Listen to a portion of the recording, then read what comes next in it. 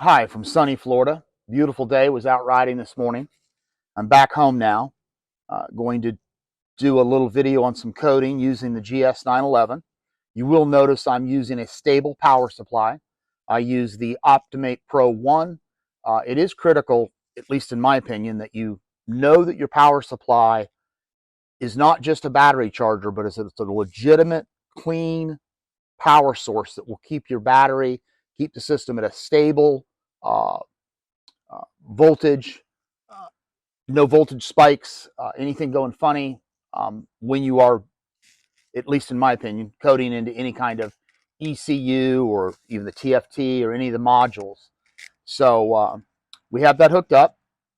We'll take a look at the screen here in just a second and see what we're going to do.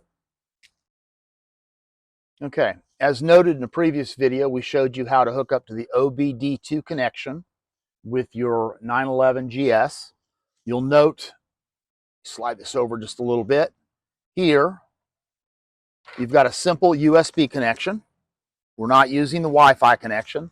When we plug it in, the diagnostic device is going to be recognized. Let's get that cleared. Okay, here we go. There's our connection. It's going to detect the vehicle, if you'll notice up here. Give it just a moment. Okay, we can do a quick auto scan.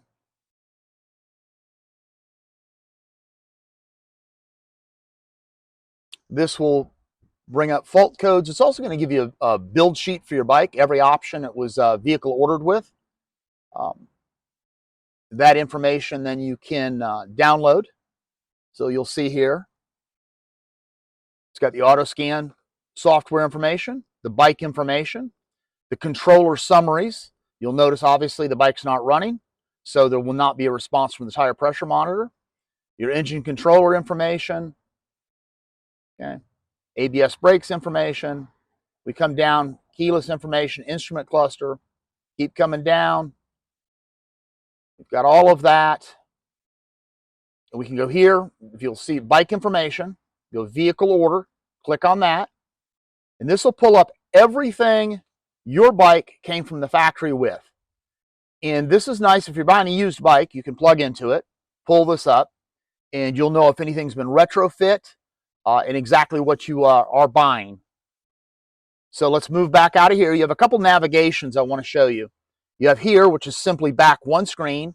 You have here, which is going to go home. We'll go back one screen. We're back to here. Okay, we've got our vehicle is detected. We're going to click on that, and it's going to bring up a series of options here. Okay, we can go instrument cluster. Okay, service functions. Okay, now you have coding functions. You can see this here.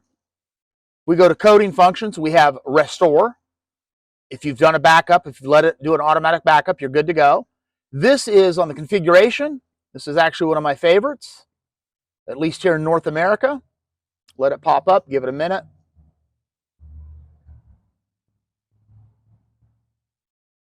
And you'll see you're able to set your units, okay? And here's the thing right here, available distance units. This is typically locked out from the factory.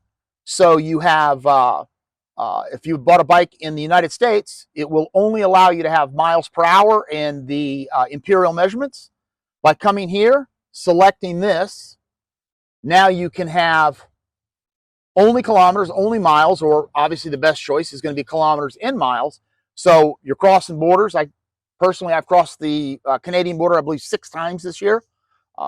Makes it nice. We come here, you have your max speed display. If it matters to you, you can override that, jump it up. You have startup animation is actually available in a couple of different places. One is here.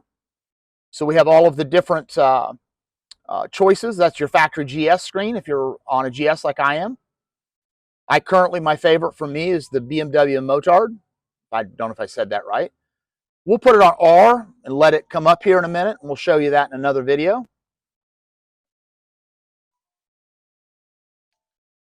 Okay, so as we talked about just now, you can do the startup animation here. I tend to call it the splash screen. Let's back out of here, get back to the main coding functions. This is under, look, the breadcrumb here at the top, so you know where you're at. You're in instrument cluster service functions configuration. If you look down here, you're going to have startup animation.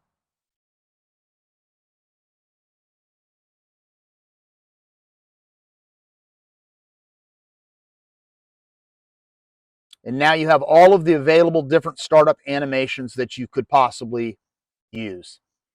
Okay, cancel that.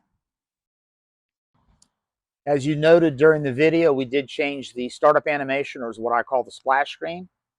Let's take a look and see what that's going to look like. There we go. Probably not what I'm going to keep, but pretty cool nonetheless. And it seems like I always need gas.